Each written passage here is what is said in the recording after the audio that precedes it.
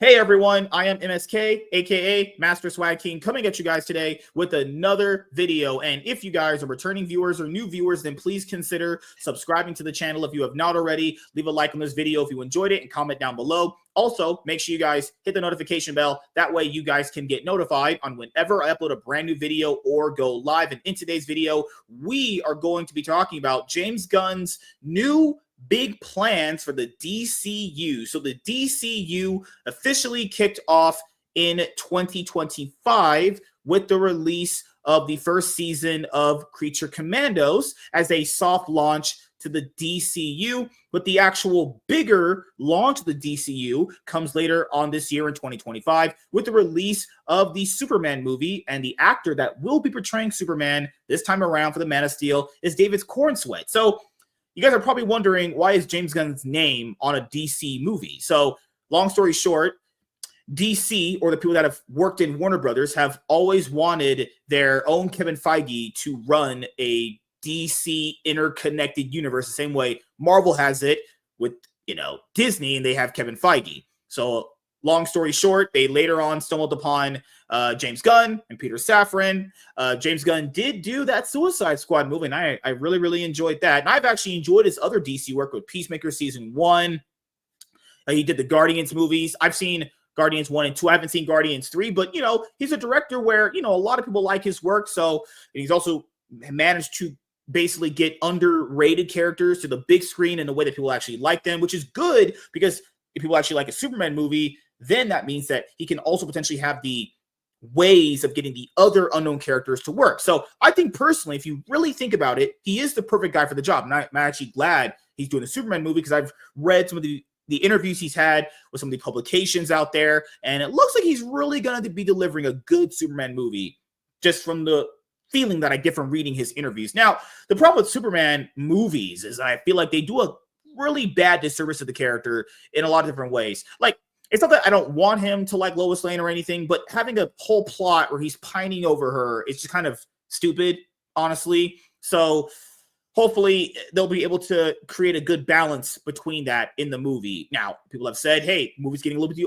overcrowded. It just depends on how it's executed. It'll only feel overcrowded if it's mismanaged in terms of what these characters are doing versus how they actually affect the plot. It's really just all dependent on what's the goal of why they're here and what are you going to be utilizing them for. Now, keep in mind, this is a guy that has worked on ensembles before. The Guardians movies have a group of characters. Peacemaker had a group of characters. It's the guy that I think can do it.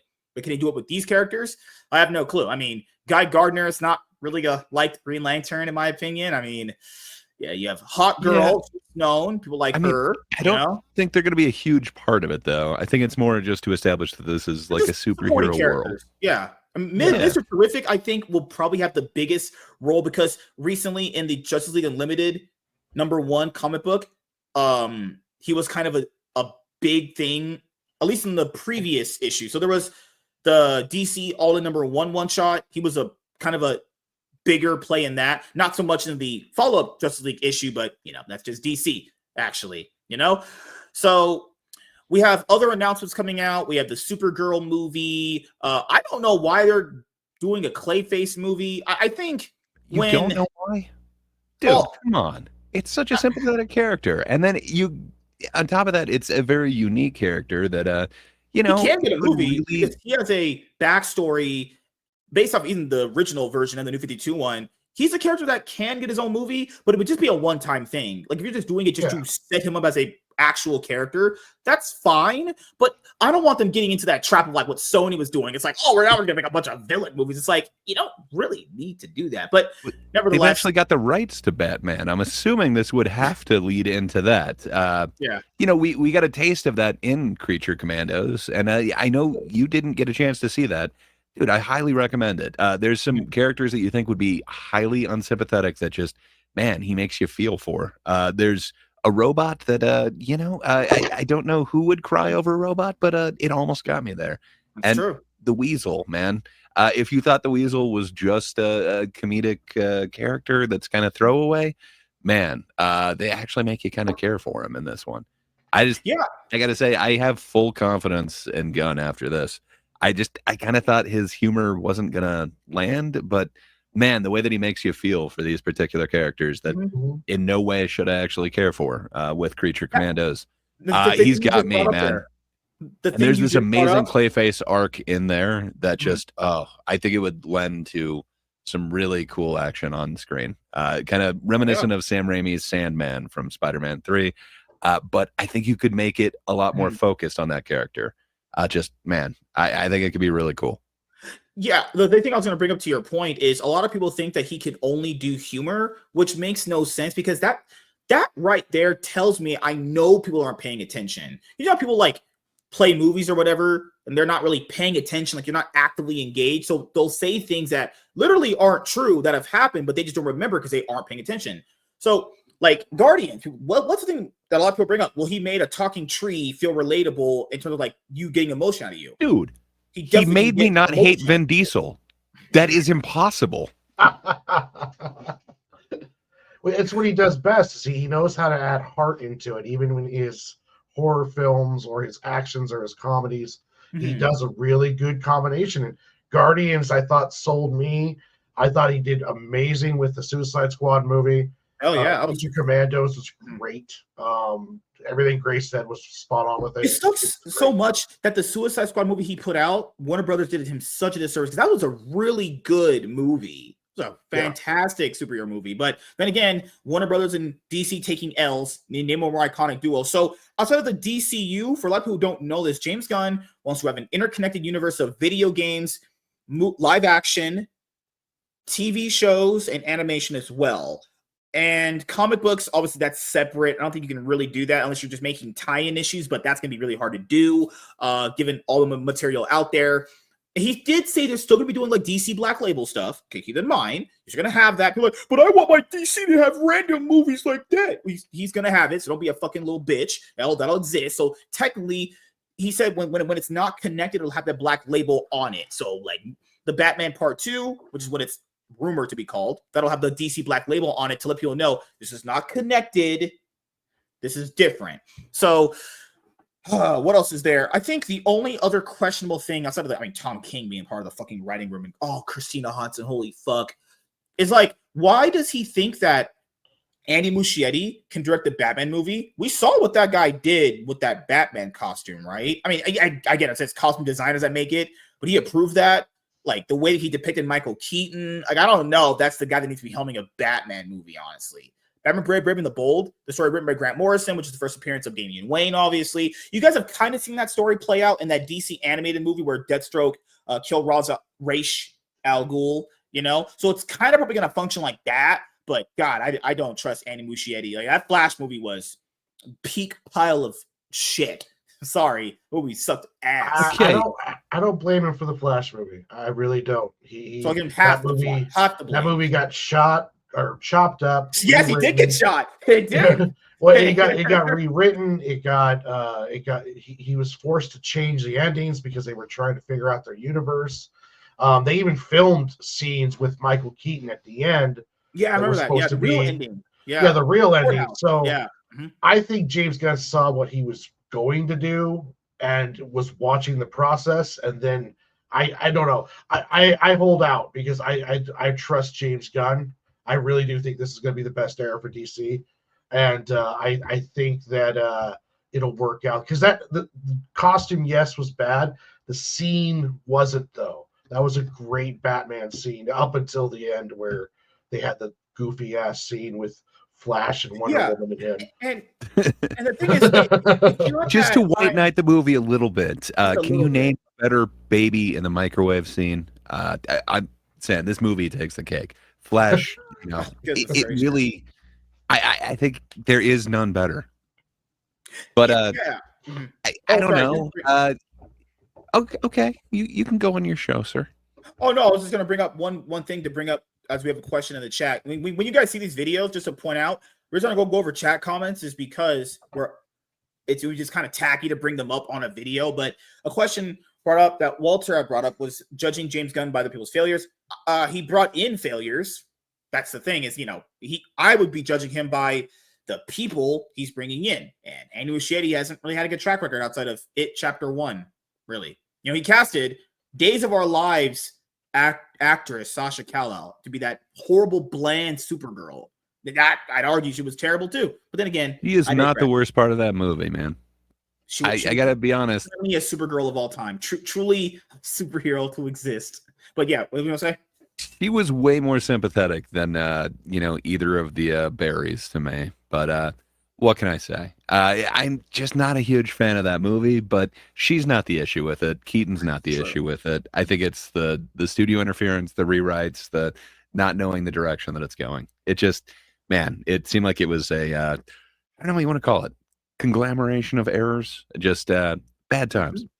Not using Reverse Flash was a huge I told people that. They disagree with me. It's like, dude, first of all, it was called originally Flashpoint.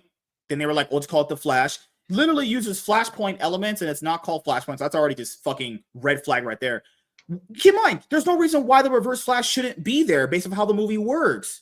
There's no reason why you shouldn't be there. Biggest L right there, But hey, we'll just use the Dark Flash that comes out literally at the last part of the movie and adds nothing. Oh, it's fucking end of the movie where he was like, hey, we'll just keep doing this fucking loop to not fail to make sure that Michael Keaton Batman doesn't die. How do you fail that many times? That makes no fucking sense. That's just stupid. Oh, God, fuck that movie. That movie sucks balls.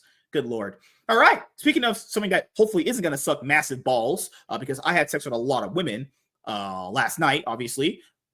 Went to Vegas with my Lamborghini, had like a couple threesomes, came home with like $10,000 after I, won on some Vegas, casino slots.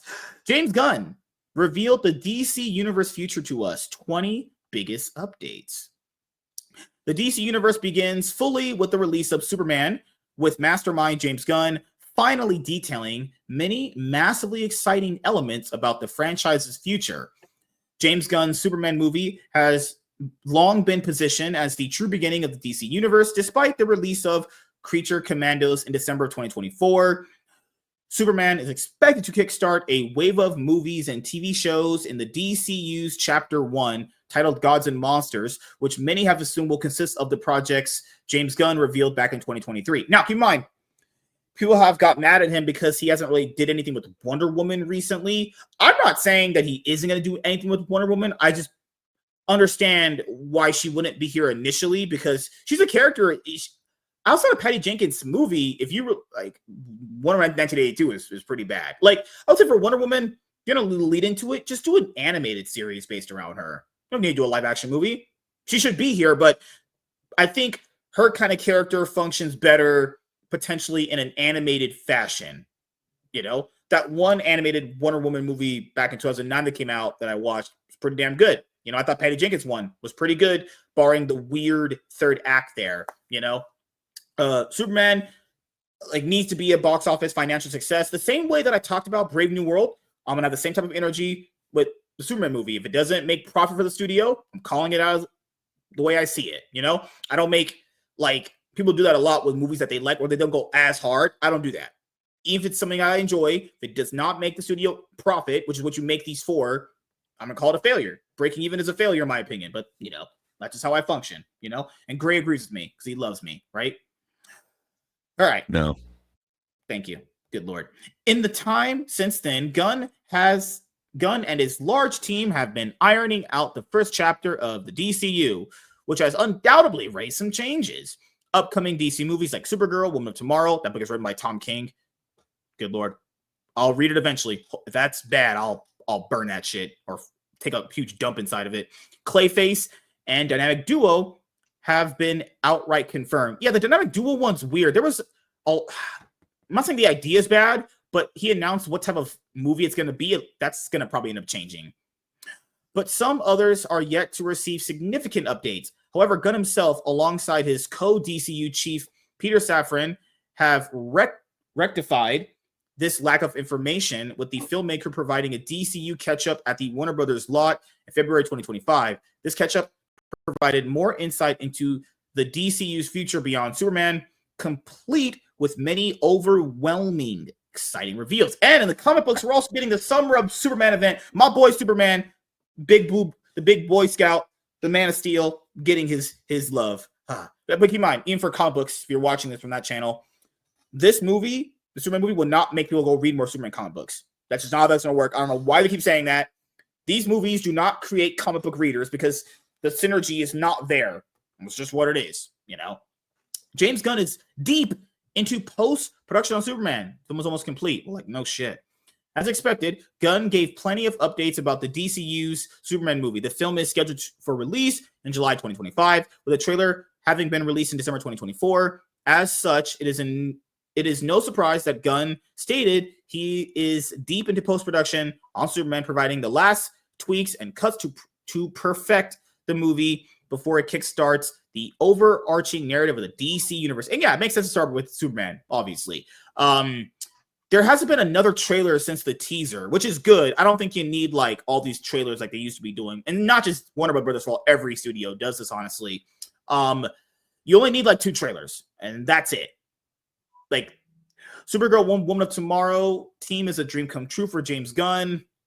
Another DCU film that James Gunn provided an update for is the story of Supergirl, Woman of Tomorrow. The 2026 film began production in January 2025, with Gunn once more praising the fantastic script by Anna.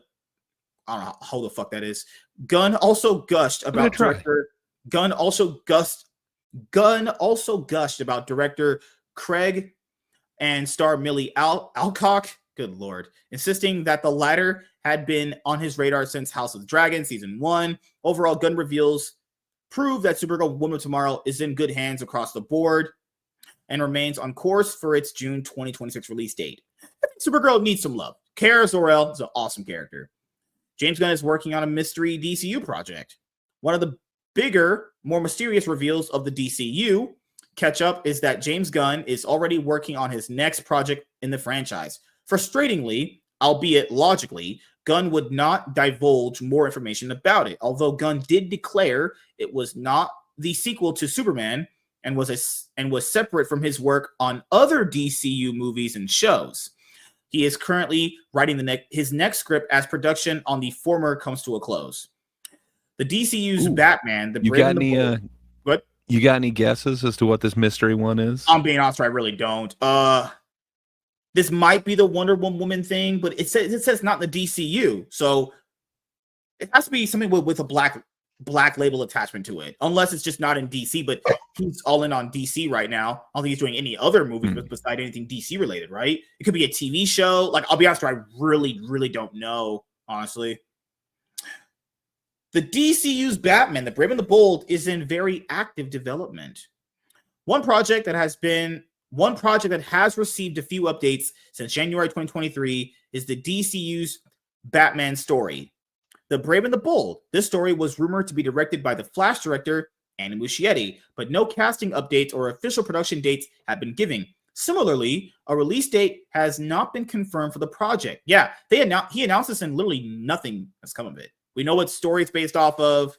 Brave and the Bold is a Grant Morrison story. That's it. And the director, you guys know from The Flash, because, well, we shit on that movie pretty much every single chance we can get. So good for me. However, Gunn put minds to rest at the DCU catch-up, insisting that The Brave and the Bold is in very active development. Gunn confirmed that work on the film script is progressing nicely, and he is actively involved in the process, given that Batman is one of DC's 3 main heroes, alongside Superman and Wonder Woman. Peter Safran confirmed that the script will be shown to Andy Muschietti upon completion, which will lead to the final decision being made on who directs the project. Oh, thank God he's not directing it. Oh, thank God. Jesus, thank you. No more of this guy, please. Fucking hell, man. So for you, it's one strike and you're out. If you don't like whatever their last project is, they can never direct again. I don't know, man. Even there, like, I don't know, man. You weren't cooking with the Flash there, buddy. Goodness gracious. Maybe like writing is better for him. Like you know, for me, I'm the I'm the guy in front of the camera and all behind the scenes stuff. I'm like a jack of all trades and a master of everything. You do jack all trades. But this next one, there's some interesting thing here. Don't really care about Booster Gold, but the Swamp Thing, I don't know. They've announced that a few times. Yeah. They've announced it a couple times, and I don't know. I haven't heard any updates, so I don't know, man. I like it when they get dark and creepy. I think the Swamp Thing could be really amazing, but we'll see. I heard the live-action show was really good with Swamp Thing that they did recently that they canceled. Oh, it was long time ago. Damn. Never heard of that in forever. Was it a couple years ago? Wasn't it? Yeah, when they launched that DC Universe streaming service. Remember that DC Universe app? Oh my god, with Stargirl originally there. Stargirl season 1 was really, really good. Season 2 was just wasn't bad, but just boring as fuck. Paradise Lost, Booster Gold, and Swamp Thing remain in development. Concerning the third of the DCU's main trio, Wonder Woman is expected to appear in Paradise Lost, a TV show announced in January 2023. James Gunn has confirmed this remains a priority, with the DC Studios chief being as involved in the process as he is with The Brave and the Bold.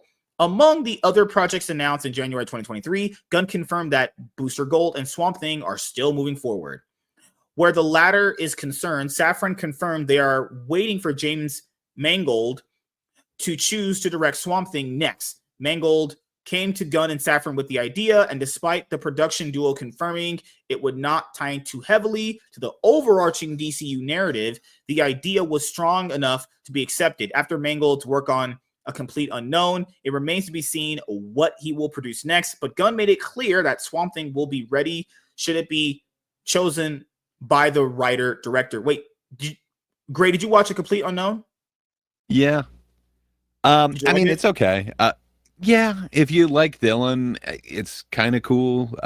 What can I say? Chalamet does portray Dylan quite well. But man, they've got so they did the biopic thing where they just kind of combine events and rewrite history quite a bit. Part I didn't really dig. And then they've got documentaries that actually show the event, one of the main plot points in the movie.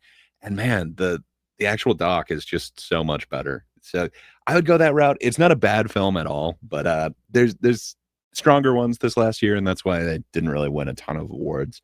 But that being said, Mangold, that dude, he generally does a good job. I know you only base your view on whatever their last movie was, but that one was pretty decent. I don't know. And the other point that they're making where it's not going to tie in heavily, I can't think of any Superman or Batman Swamp Thing team ups. When I'm thinking Swamp Thing, there's been a couple of team ups, but they're usually. So I don't know. That seems to work if it's just somewhere in the world, but tangentially related. I'm totally cool with that. Now this is the one that's the tricky one, because Peacemaker season 1, he said originally it was gonna be canon to this universe, which would make no sense because that previous Peacemaker season was in the DCEU, not the DCU. And now he said that Peacemaker season 1 is not canon. Honestly, what he should have done is something similar to the Daredevil Born Again shit that Marvel's doing. Just call it something different under the subtitle. That way it's specifically not tied to that. Because it's how are you going to watch this and not think about the other one you just watched? But I did enjoy Peacemaker season 1. I did enjoy that, actually. They're making Peacemaker not part of the actual continuity anymore?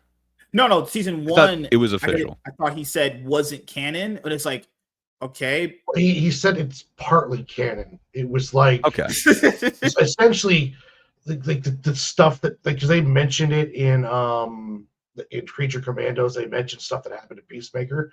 So Peacemaker did happen. There's some stuff did happen, but the stuff that just messes with continuity, that didn't happen. So okay. So essentially it counts for some things, but doesn't really matter in the grand scheme of things, kind of thing, right? Yeah, like MSK. Yeah. Oh, damn it. Fucking hell. God damn. That makes sense. That was gonna be my follow-up. But wait, they reference certain things in Creature Commando, so I think it's still. So thanks, Warren. You cleared that up for me. Yeah, that's why we have Warren here. He clears it up because Gray always takes L's. You know. Well, I'm super excited for season 2. I hope they hurry up with that. I enjoyed season 1. Gotta be honest, really good. I've watched the intro to season 1 way too many times. That stupid dance just gets stuck in your head. I agree with you. Yeah, make intros great again. That intro we had was good. I wonder if they're gonna do the same song but a different dance this time around. Don't change the song. Have a new song and dance. I'm not 100% sure, but I know there's a new dance for sure because I think this is coming out this year, if I remember correctly. I'm not 100% sure though, but I think it's coming out this year. Peacemaker season 2 will take John Cena's Chris Smith to an even deeper place. I was deep in my wife last night. The other live action project of the DCU set to release in 2025 is Peacemaker season 2. Peacemaker season 1's ending is regarded as canon to the DCU by Gunn, all except the brief cameo from the DCEU's Justice League, which is now rendered null and void. Regardless, Peacemaker season 2 will continue the story of Chris Smith / Peacemaker, with Gunn hinting it gets even more complex, personal, and emotional. Gunn praised John Cena's performance. He did very, very good as Peacemaker. And ability to perform emotional aspects, insisting that Peacemaker season 2 will focus more on Chris Smith than the show's superhero persona. Hey, what word is that? What superhero persona? Yeah. I'm not falling for your tricks there, Gray. It's not a trick. It was a literary flourish, if you will. I just wanted to know, did you mean to go ahead and skip that? Because I think we could get a real Nasquack moment if you took a stab at it, sir. Yeah, some words are hard to pronounce. James Gunn is already working on. Hell yeah. I'm really looking forward to season 2 coming this year. That makes me very happy. You really like this. That's good. Yeah. What the heck? Creature. Wait. Are you saying I'm black? I'm joking, guys. I'm entertaining you guys. Good Lord. Make sure to give me all the money out of your bank account when you get paid this week. Just kidding. James Gunn is already working on Creature Commando season 2. Despite the final episode of Creature Commando season 1 only airing a month before Gunn and Safran's DCU catch-up, details on season 2 have been unveiled. The duo confirmed that Creature Commando season 2 has been ordered, with Gunn stating that conversations are already taking place regarding its story. The characters and storyline clearly resonated with audiences, and Gunn points out, thanks to the strong reviews and word of mouth, making it a relief that season 2 is already coming.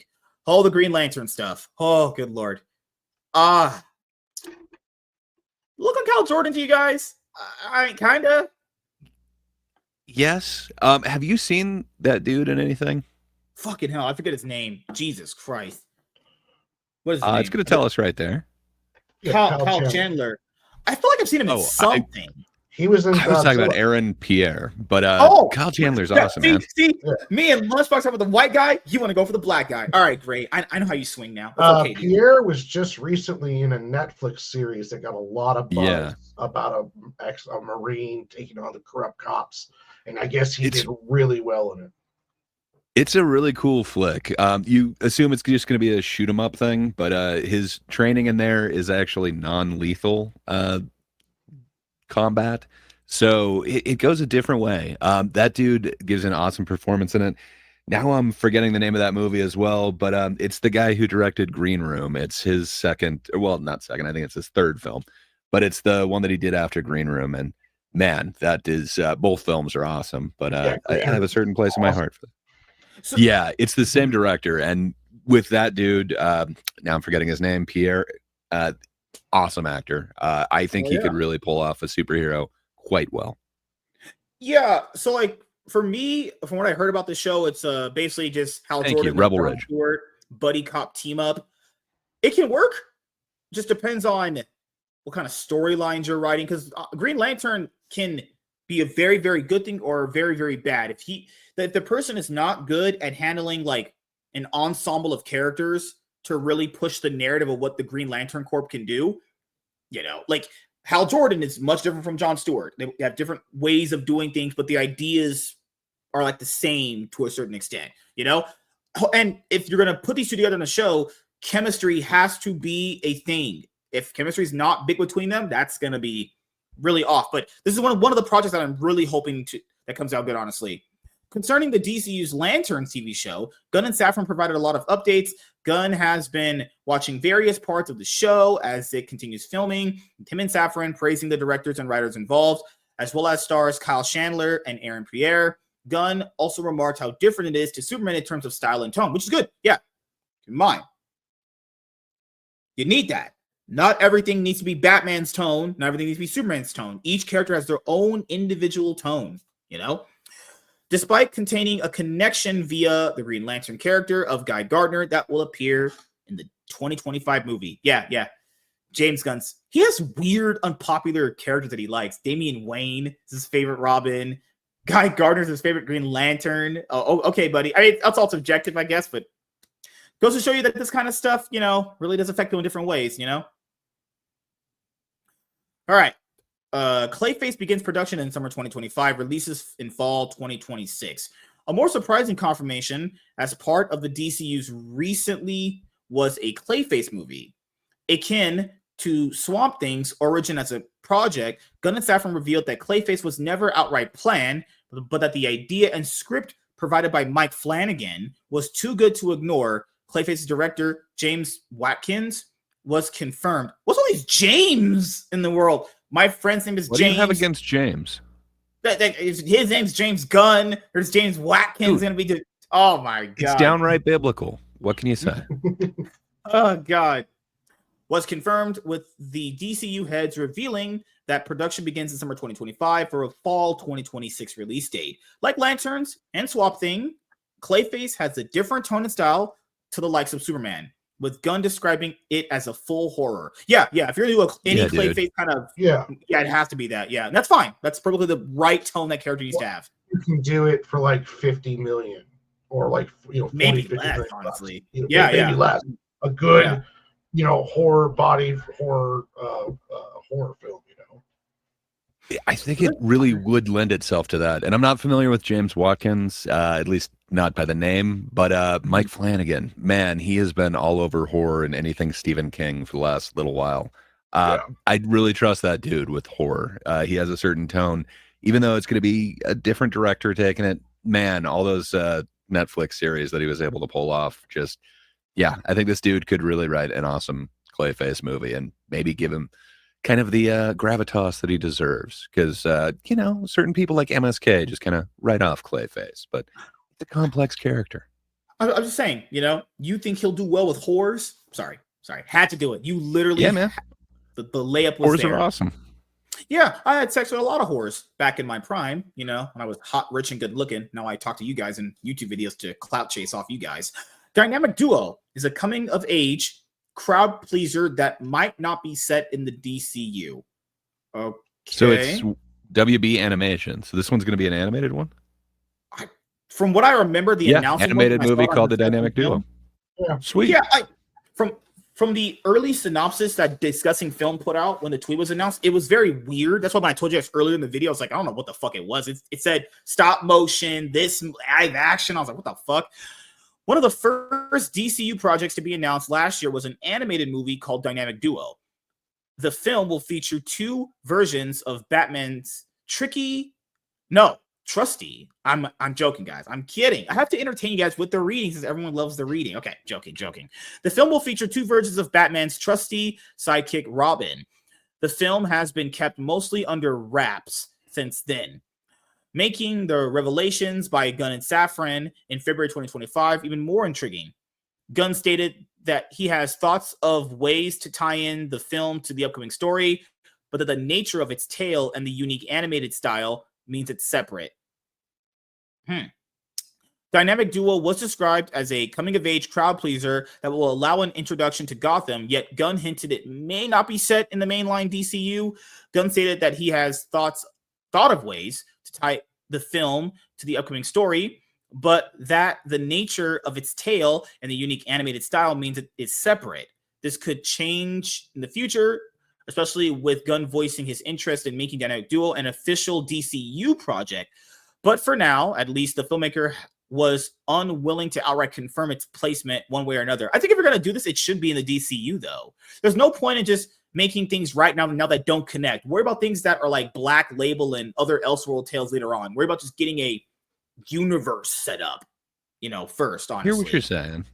Yeah. But I don't know, man. If they're doing that other Bat story, I don't know. I'm not exactly sure how the dynamic duo would kind of fit into it. So I can understand what he's saying. Plus, Mhm. you get the animation side or the Mhm. live action one. I know I've got a bunch of friends who would never watch like Creature Commandos just because it's not live action, but they've seen everything else in there. Like they've seen the Suicide Squads, both of them. But I don't know. For some reason, they won't give that one a try. So I don't know, man. It could be a different audience. There's definitely something different between animation and live action. It's not going to have quite the same reach. There is something too. I think James Gunn has a big plan, and like these films that come up with, or these people that come up with good script ideas, he's like, okay, this is really good, so we're gonna do it, but we don't necessarily have to make it part of the overall. It's like, so someone came with a great idea They for want to have their Dynamic cake and eat Duo. it too. Yeah, Yeah, it's like, like wait, this is a great yeah. story. Let's make it, but we just can't really tie it in because I have an idea and I'm going this direction.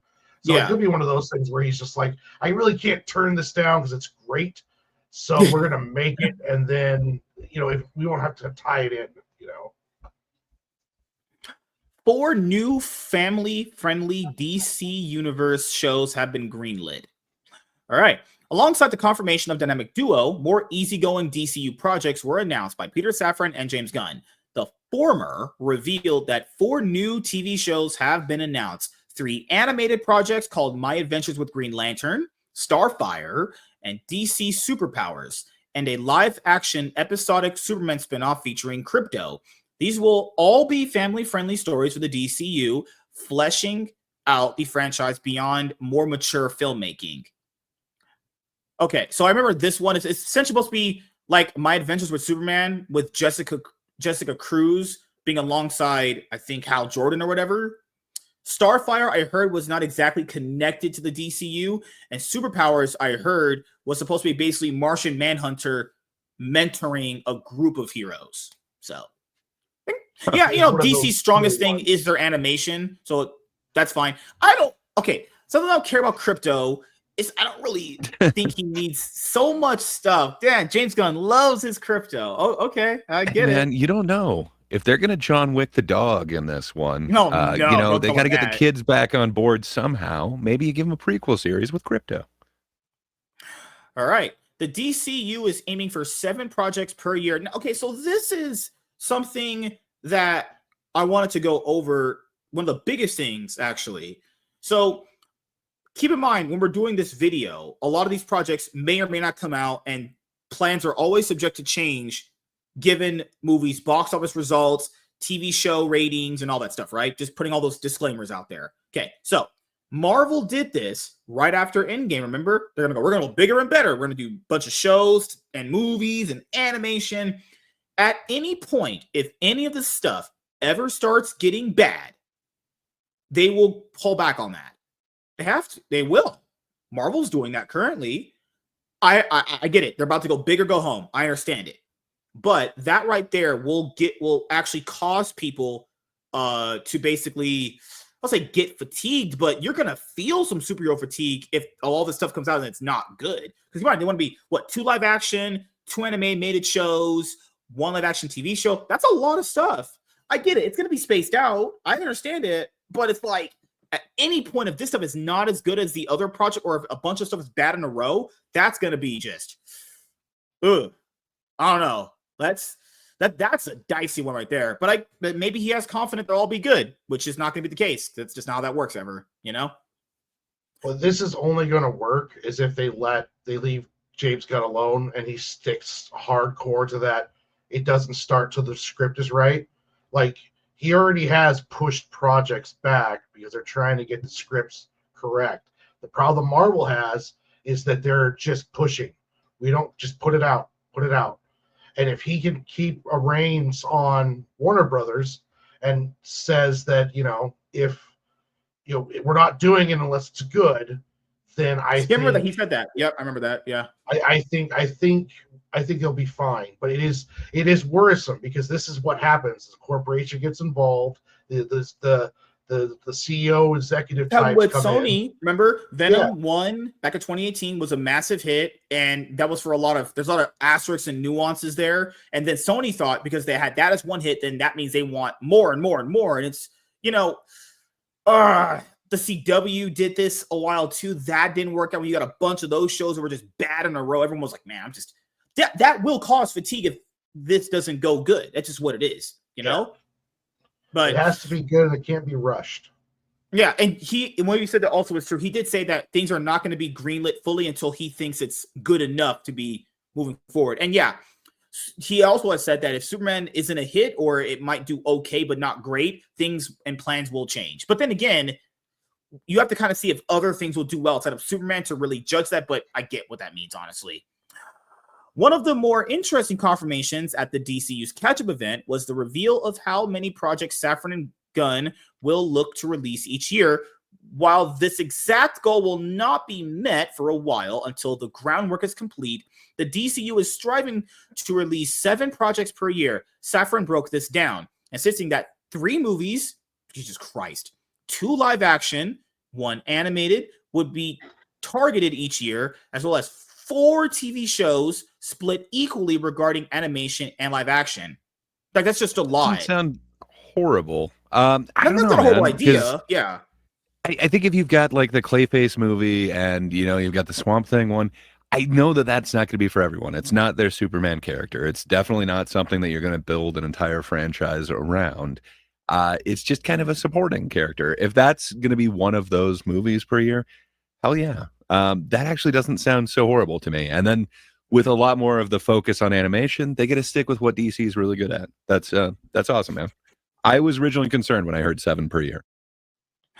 The DCU aims for cohesion and unity with projects that can also stand alone. Yeah. I think this is the big problem that the DC, or it's the problem that Marvel is now kind of running into, when things are so interconnected that people do that thing of that line of logic where it's like, but like, I know the movie probably isn't good, but it did like set some stuff up. It's like, movies just shouldn't exist to just set up stuff. You know, you can have setup, but have a decent standalone kind of product too, right? 2 things can be true, but usual retarded idiots only think of like one line of thinking anyway. But, you know, the DCEU had no cohesion, no unity, none of that stuff. So I hope this time around it's way better, because fucking hell, like, oh, Jesus Christ. You just going down that rabbit hole, it's just so bad with what Zack Snyder did. Holy fucking shit. Undoubtedly, the most criticized aspect of the DCEU's movie timeline was how disparate it felt. After Zack Snyder departed the franchise, it became split into 2 visions, one that still followed what Snyder began, and another that was dictated by studio oversight. The DCU is looking to fix this, with Gunn and Safran continuing to highlight how they are aiming for cohesion and unity with their projects. That said, this will not stop individual DC projects from standing alone, meaning general audiences can check in and out at any point and still follow the overarching narrative of the franchise. That's good. That's good. But keep in mind, all that can change when stuff doesn't do well. I'm just putting that out as a disclaimer there, you know? Well, it also can change when it does well, because true. You can, once it starts doing good, then more people want to get involved. And then when you get more people involved, it's when it starts breaking down, because then they start like saying, well, you know, we need to move this up faster because we're making money on this stuff now. And that's when you start really tanking stuff, when you start rushing and taking authority away from James. Yeah, and this is the thing that I'll bring up to my other point a while ago, was that when you have all these projects coming out, you must also keep in mind you are getting a lot of people involved. There's no way him and Safran have oversight on everything to the point where they'll make sure that it's, I'm not saying it's not good, but it's like, what's the line I think that people have been saying about Kevin Feige? Spreading yourself too thin. Yeah. When you have this much stuff going on, I don't know how much time James Gunn is dedicating to each one. He needs to dedicate time specifically to each one and not be like, well, I have enough good people on it, so they'll do a good job. It's like, no, that's just like that level of line. I think it's the reason why you get so many bad things. Because, you know, not everyone. Obviously, he's gonna. Yeah, fair enough. And obviously, he's gonna adapt as he goes. But they're at least cutting off one problem that MCU had, and that's that, you know, they actually have scripts in place before they announce the movie, before they start production.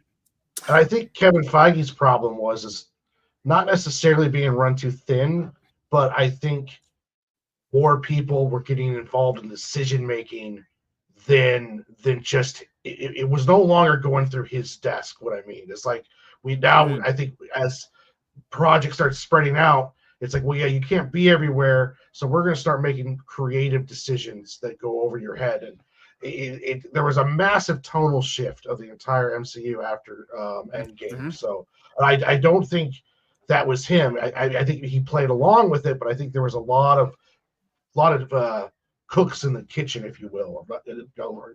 Yeah, and keep in mind, it looks like James Gunn and Peter Safran are the only people that are in charge, and they kind of, I remember they have to report directly to David Zaslav. They don't have to report to Michael DeLuca or Pam Abdy or any of that shit. So Matt Reeves is yet to submit a script for the Batman Part 2. We covered this in a news video segment on the MSK show a while ago, but it looks like we have an update for this. Also, I'll ask you guys this before we go over the actual contents of the information here.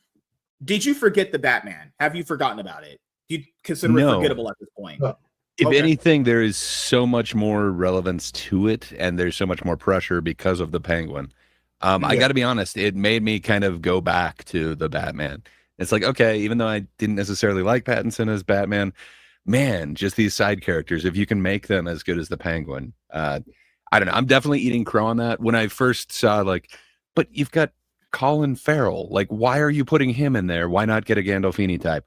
But man, the performance that he was able to do, just, he's got me full on board. I'm willing to wait however long it takes to get something of that quality. Yeah, Penguin was better than the Batman, and Penguin made the Batman more interesting. Like the Penguin series was just incredible, absolutely incredible. But then the Batman, I thought it did a lot of good, but I don't like Patterson as Batman. Yeah, I think it's his Bruce Wayne that doesn't do it. His Bruce Wayne is bad. It's actually just awful. And the Alfred was bad. No. 90s real band. Like he's just But his Batman isn't that great either. Like, for being, the greatest detective, shouldn't he, like, get something right? Like, do some detecting of some kind? But I did really enjoy the opening scene where, like, the criminal drops the spray can and goes into the shadow, and then he's, like, afraid to go in there because that's where Batman lives. And, like, they did a really good job on him using the fear as a weapon, way more than the other Batman movies has. But then at the same time, it's like Patterson wasn't great as Bruce, and I don't think he'll be good as Playboy Bruce. As Alfred. And I agree with Gray. Batman needs to be more detective. He wasn't really that detective. He didn't even change his voice, like, for Batman to Bruce Wayne. It was just I remember Matt Reeves being very passionate about the movie when he was promoting it, but it's not a horrible movie. It's just I don't really remember it as well as the other ones that I've enjoyed. Like, I think the first Nolan movies are better. I think Under the Red Hood is still better. Mask of the Phantasm is still better. There's way better Batman movies than this one, Like, I would call it pretty much kind of just okay at this point. It's just all right, But I had to rewatch this and seeing it in the theater, The way definitely has more interest now. I think everyone's willing to give him more time based off of the goodwill that they got for the Penguin. So, and just like Nolan's Batman movies, the supporting cast is way better than the Batman. Like, the supporting cast is way stronger. Yeah, like I cared much more about the supporting cast of the Dark Knight trilogy, and I cared more about the supporting cast in the Batman movie, as well as especially with Penguin. So it's one of those things where I don't know if it's just the nature of the character, but it seems like Bruce pulling off Batman is a lot harder than pulling off everyone around him. Your Alfred is, like Alfred is better. It seems like to be a more interesting character than Batman in these movies.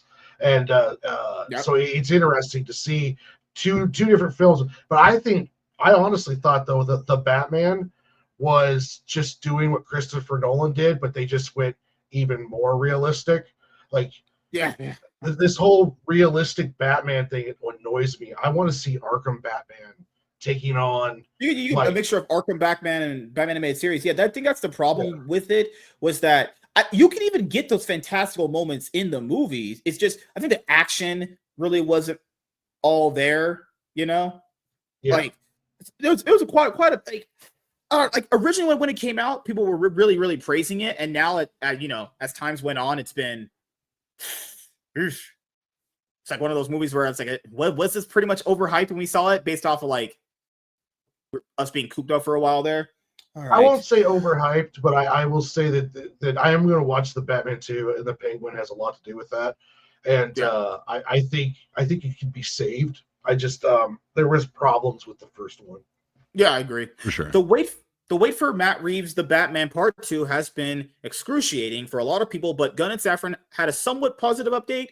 Despite confirming that Reeves is yet to submit his completed script for the movie, they revealed that what they have read of it so far is very encouraging. This means that The Batman Part 2 will surely meet its 2027 release date, as opposed to being delayed even further. I mean, is it going to come out? I don't know. Like, at this point, so many updates on it and it being delayed constantly, you know, by the time the new one comes out, it's like, Batman will always make money because it's Batman, but it's like, I don't know how people will feel about this version of Batman when you have so many other better options coming later on from the main universe. Robert Pattinson is not the DCU's Batman. People are like, well, why not just make Robert Pattinson the DCU Batman? You know, after seeing the Batman and thinking about it now, I don't think that's a good idea. I have to say that for me. I don't know. How would that Batman deal with like a Superman or whatever? Like, I don't know. Yeah. I don't think that one can take on truly superpowered ones. So I understand they were going for a different thing, more grounded one. I want to see what the DCU can do with a Batman because, I don't know. Batfleck was okay, but man, I think Gunn could make a really cool Batman. I hope so anyway. I agree. One point of contention regarding the differences between Reeves' Elseworld Batman stories and the Brave and the Bold is whether this will change. Theories have been crafted recently to suggest that Reeves' The Batman Saga will be folded into the DCU's main continuity, making Robert Pattinson's Cape Crusader the one and only Batman of the franchise. However, Gunn and Safran confirmed this was not the plan, only a month after Batman's cryptic DCU debut in Creature Commandos. Yeah, I wouldn't have him here. It was supposed to be originally envisioned as this kind of standalone thing that Matt Reeves is doing. Just keep it that way, honestly.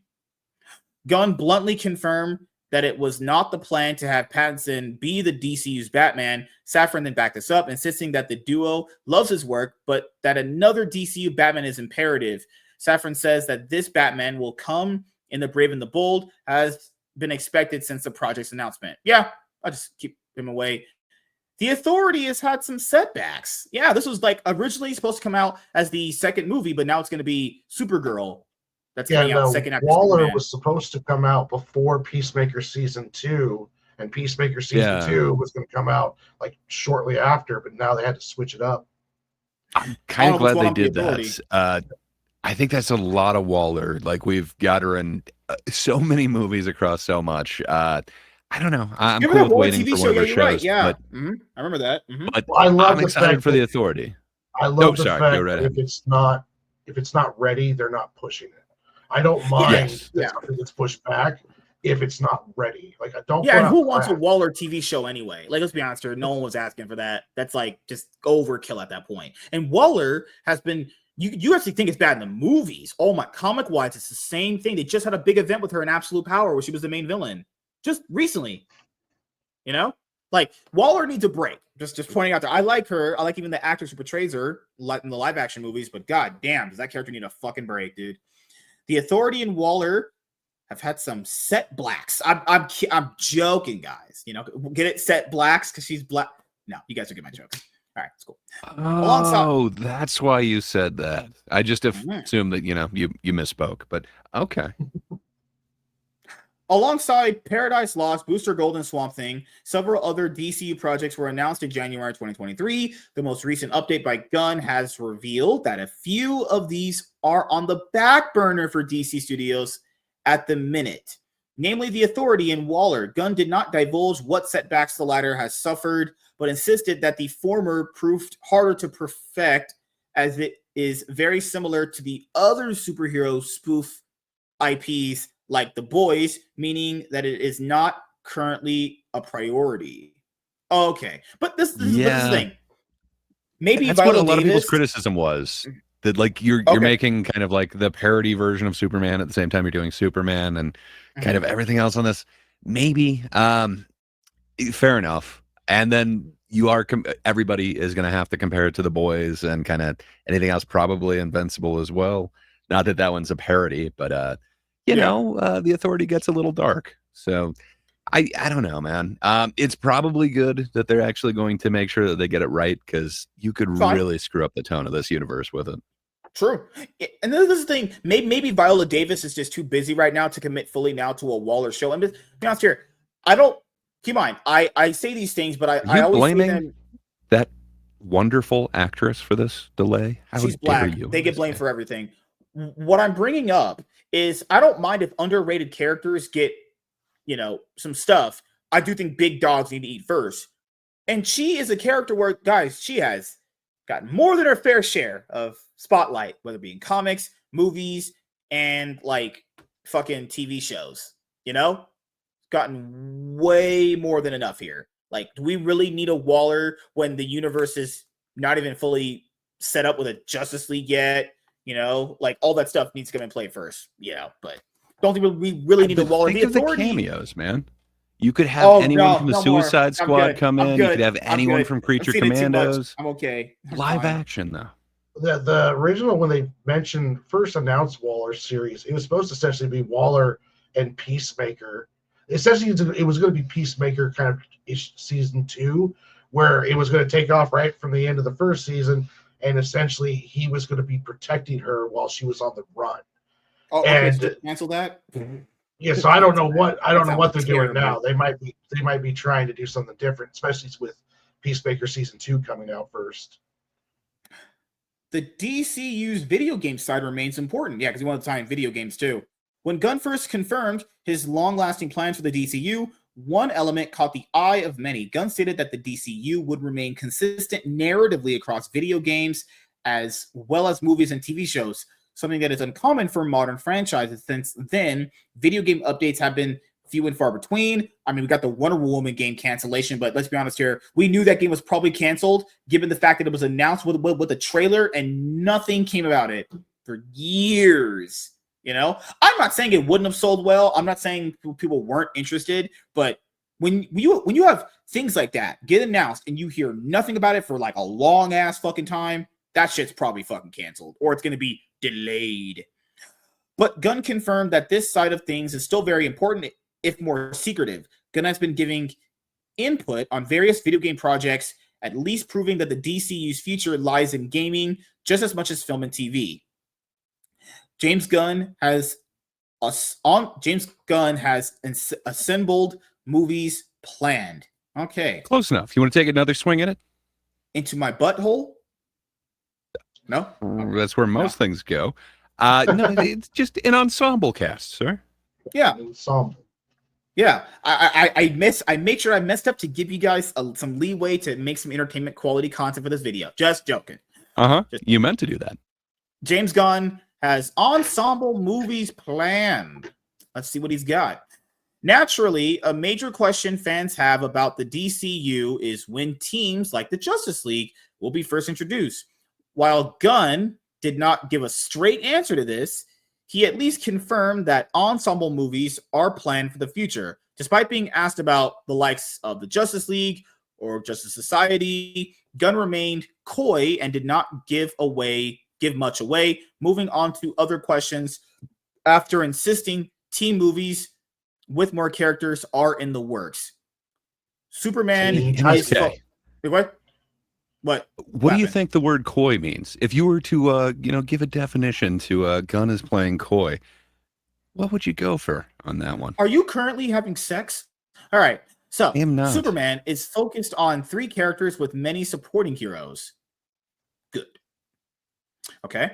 Since Superman's first trailer was released, many have worried that the film will lose focus on its titular character, given the amount of other heroes involved. However, Gunn put these worries to rest at the DCU catch-up, insisting that every frame of Superman is utilized to further the DC hero's journey. The director went on to say that the 3 main characters of the film are Superman, Lois Lane, and Lex Luthor, with the likes of Hawk Girl, Mr. Terrific, and Guy Gardner, for example, serving as supporting characters. Yeah, that's fine. That's what the movie should be. They can be there, just purpose and what they're going to be utilized, how it matters. Like, keep in mind, the reason why other superhero movies don't do as well as this is because other directors and writers aren't good at balancing all that shit out. But I think he can because he's proven that he could do it, you know? And now we're finally at number 1. A second Superman trailer is being prepared. Yeah, we haven't seen a lot of, after the first trailer dropped, it's just been, that's it. One of the last elements mentioned by Gunn and Safran at the DCU catch-up event was the marketing for Superman. When asked about another trailer, Gunn revealed that he is currently putting together another for the movie. Safran jokes that this would technically be the first official trailer. Yeah, because the first one is a teaser. Given that the one released in December was dubbed a teaser. Either way, another trailer for Superman can be expected sooner rather than later to the future to further tease the true beginning of the DC universe that has been teased at length by James Gunn and Peter Safran. So, all right, that's what the heck? Sorry for that. I was currently making love to a girl, actually. Sure you are. But hey, now that you're not, how excited are you that there's 20 announcements? I think that's kind of crazy. I don't know. Does it worry you or nah? Does this feel like you're getting into Marvel territory? Interesting. I don't think so. I think it's going to be a strong relaunch. I think you're going to see some continuity. I think that it'll be more akin to the first 10 years of Marvel. I don't know how well Superman's going to do, but I think it's going to be at least somewhat profitable. I don't know if it's going to knock the doors off because they run into a problem even with James Gunn and all this other stuff, is that when people have lost faith that you can put out a good movie, then you're just not, it could end up hurting the overall box office. But it's an all ages movie. It's going to be during the summer. It has a lot of hype behind it. So I do see Superman making money. And I think it's going to kick off a pretty good set of films and movies and TV shows. So I got faith. I like James Gunn. I think he's talented. I think they got the right idea with all this. So I got good faith this is going to happen good. Yeah, I'm much in the same camp. Unlike MSK, I have faith in James Gunn. I don't know. I've dug a lot of what he's done before. When I heard he was doing Creature Commandos, I was like, I don't know. How is this going to work? Is that something that you really should launch the MCU on, or DCU on? And man, it really it works for me. And this whole approach, when you hear 7 projects per year, that sounds a bit overwhelming. But it does. Man, with something like DC, you're not looking for all audiences with every single thing. I do think the Clayface, I do think the Swamp Thing, they're going to be kind of a niche horror audience. And then you've got the animated stuff for kind of the younger audience. And you could probably even go a little bit darker with the Bat stories. Man, I think this could work really well compared to kind of the MCU. Here's entertainment for all. I think they're not quite as constrained. So I don't know, man. This gives me some hope. And it sounds like they are taking time, which I think Warren was pointing out. But yeah, like the fact that they're actually delaying some projects instead of just pushing forward. I'm sure we'll get the right writer on set while we're going. Let's start on the sets. I just don't think the Waller thing is worry needed. about the script. Like the Authority, you can do. I think that's a group of characters you can do at some point. But I think he's kind of right now putting things in priority. Like there should be a priority for certain projects first compared to others. Let's be honest here. We've seen enough of Waller. A TV show or movie, it was an original TV show, right? No one needs that. That's probably going to get canceled anyway, for being honest here. The Authority, I think, will come out at some point because they're supposed to be in the Superman movie. So maybe he's kind of waiting to see how the audience feels about them in the Superman movie. Then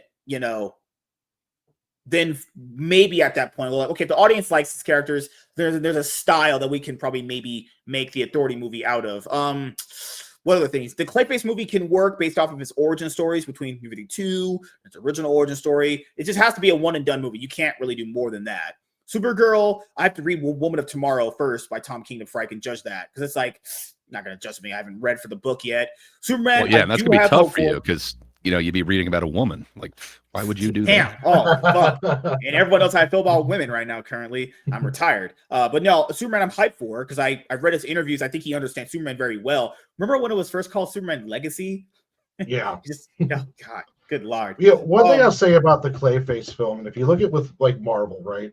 Mm-hmm. Marvel just spent like $200 million making, if not more, on the Captain Africa. And they probably spent close to the same amount on Thunderbolts. Both films are going to have to clear close to $1 billion to make a could be considered successes. If you make Clayface for $50 million and it turns around and makes $300 million because there's a horror market for it, that's a massive success compared to Marvel trying to be, well, we need to make $1 billion movie every single time we come out. And DC's like, well, no, we're going to do these more pocketed, smaller films. You can do a Swamp Thing film for $50 million. Yeah. You can do a Clayface film for like, yeah. That's the thing that people kind of get short. What's the way? What's that thing where people are very just short-minded on things where they don't see the full picture sometimes? You can tap into other markets, but the MCU was kind of always streamlined their market at we're just doing it this way. Whereas with DC, now that they've seen the way Marvel do it, they can go, okay, we can tap into a horror audience with certain characters and still be connected, so you still feel like your movie connects, but it can also stand on its own. Like you said, obviously when we were going through all the announcements, right? Yeah, tunnel vision, right? People are so thinking of the smallest thing when there's a much more bigger picture there. And you also have fucking hell. What else do you talk about? Well, we're gonna get an ensemble at some point. So I'm pretty that's probably a Justice League movie at some point. I'm thinking Titans. I think Teen Titans will come out. Yeah, one of the announcements was Titans. From what I heard, disgusting film I put it out. A Teen Titans movie was in development or something like that. So let me go over some of these other cliff notes. Man, I think that's part of what's really awesome about this with the DCU, because they can go more niche. They can go darker if they need to, where, what did the MCU, the closest thing that they have, well, I guess you do have, what is it, Werewolf by Night, but I'm trying to think of like any of the big releases that they actually sent out. I think, Doctor Strange 2 is probably Multiverse of Madness is the closest to a horror movie they've gotten. And man, they really put like kind of the muzzle on Sam Raimi, so to speak. I think he could have gone so dark with that, and it could have been amazing. There's some scenes like the mirror scene with Wanda, just man, if he was allowed to go like full Raimi on that, I think there's some really dark horror that you could have gotten out of that, and I think it could have been so much more impactful. But I don't know, man. I'm kind of excited for some of these smaller ones from the DCU. Yeah, I think it's a smart plan, especially you can do it, and you can have a good money turnaround if you're just thinking business wise. Like, you shouldn't be depending on the Thunderbolts to like carry your company, and so it's really I think they had confirmed Teen Titans. James Gunn did. Yeah, so that's very good. Could be cool, man. That could be the ensemble film that they're talking about. But what Warren was saying, like I fully agree, and that's kind of the problem with the MCU is it is banking on every film having to be for a wide audience. So like they can only go so deep with Multiverse of Madness because it still has to be a family film. It still has to connect to everything else. It's for everybody. Where I don't think the DCU is looking to do that, which kind of sounds awesome to me. Yeah. And I also want to make sure I point out with all of these announcements, all of this is subject to change when the franchise hits its rocky moments, because every franchise, the MCU is currently going through their low lows right now compared to the high highs they were on before. Given where the franchise might be at after Superman comes out later in this year in July, we'll see where it's at. Now, it would be more of a confirmation after Supergirl and Clayface, because we got 3 movies under the belt. We can kind of gauge like what people are kind of feeling about the movies now, because it's all ideas in hindsight right now, compared to like what is actually going to be at play when the movies actually come out, right? Because all this stuff right now is pre-talk before we see the actual products. Now I understand that people are hyped for them, and it looks like it's going to be promising, but at some point it's going to have low lows and it's going to be really rocky. I just hope that the right stuff gets priority and not stuff that really doesn't matter in the grand scheme of things. That's all I'm asking for. Superman, I think it's going to be good. I have hope for it. I just hope that we don't get other random movies that people aren't really asking for. And then when the money's not there, they go, well, because not every single audience is going to turn up either, even if you do a horror related project, right? So that's why you got to keep the budgets in that realm. Like, if a good horror film is 50 million, and it brings like 150. That's good. Yeah. That's pretty. Don't be pumping in $300 million into a Clayface movie. Also, keep the marketing down too. Like, some of these movies do not need, with the DCU in the future, you don't need all this high marketing. Like, if your movie's already costing you $50 million to produce, you put another $100 million on top of that marketing. It's like, bro, that's no. You need to get this stuff down. If you noticed with Superman, I think they're getting more free marketing and they're doing that route. Because if you look at the word of mouth is generating is insane. You drop something on Twitter, he has like 1 million followers, and then guys like us all across YouTube talk about it. He gets all the free advertising that he wants. If they utilize that correctly, they won't have to spend twice the budget on TV commercials that no one really fucking cares about. James Gunn on because even for comics, even when he talks about comics, massive engagement he gets now, which is so weird because I hope the DCEU does this, because originally he was talking about having this getting people into not like getting them into comics, but remember that first announcement he had a while ago when it first announced he was going to be doing this Gods and Monsters chapter, was that he got people on Amazon to buy the trade paperbacks for Supergirl, Woman of Tomorrow, All-Star Superman, Booster Gold, and everything, if they can. I know it's a pipe dream, but they did do it at some point in 2023 with the movies that came out. The trailers had like recommended. Yeah, the end of the Blue Beetle trailer showed the Shazam, Aquaman. I'll have that too. The Flash we did. Yeah, do that. Yeah. I want them to at least like, hey, even though it's pretty,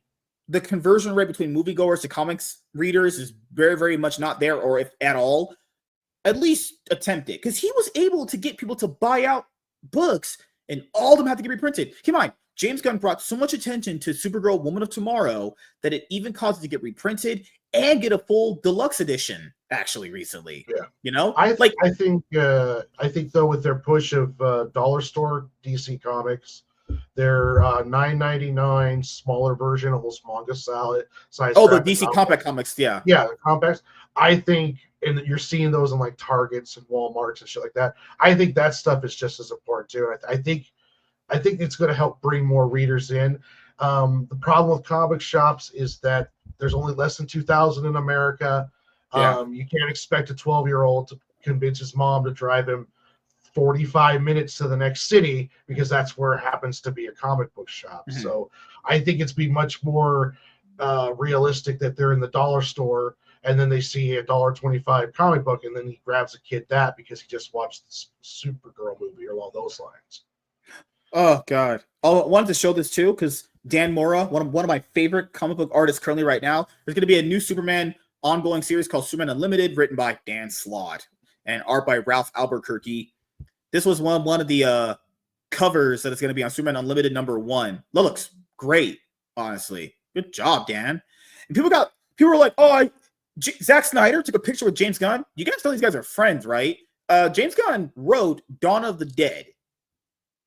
As we know through Zack Snyder's film career, given his atrocious ways of storytelling, I think it's safe to say who made most of that movie work. Let's just say that, because we saw this guy do his own things like Army of the Dead, and that was horse shit, actually. Zack Snyder always does better when someone else writes a script. Like Watchmen was good because he essentially just did panel for panel recreation of the graphic novel, even to the detriment of the overall intake of the film. But as a fan of that story, I thought he did an amazing job with that one. And like 300 was awesome, but he didn't write 300. That was Frank Miller, and he just essentially just used the comic book as a script. Mm-hmm. So we'll get our final thoughts on this topic. Gray, what about you? Excited for the future of the DCU with James Gunn? I actually am. When all of this was kind of announced and I heard he's doing Superman, I thought, is he going to be able to hit that tone? But everything that I've seen so far that's kind of been released after that initial thing, Creature Commandos, and then all these announcements, man, it's just giving me more and more confidence in this dude. I was very familiar with his filmography from like Romeo and Juliet all the way up to the MCU stuff. I have confidence in this guy. I think they're doing it the right way, and I think they're They're delaying the right things for the right reasons. So I don't know, man. I'm not willing to just go ahead and slag this guy or mock what he's doing. I think these delays sound pretty good. So I'm going to give him a fair shot, and I'm definitely open-minded to it. But everything that I've heard gives me more and more confidence in it.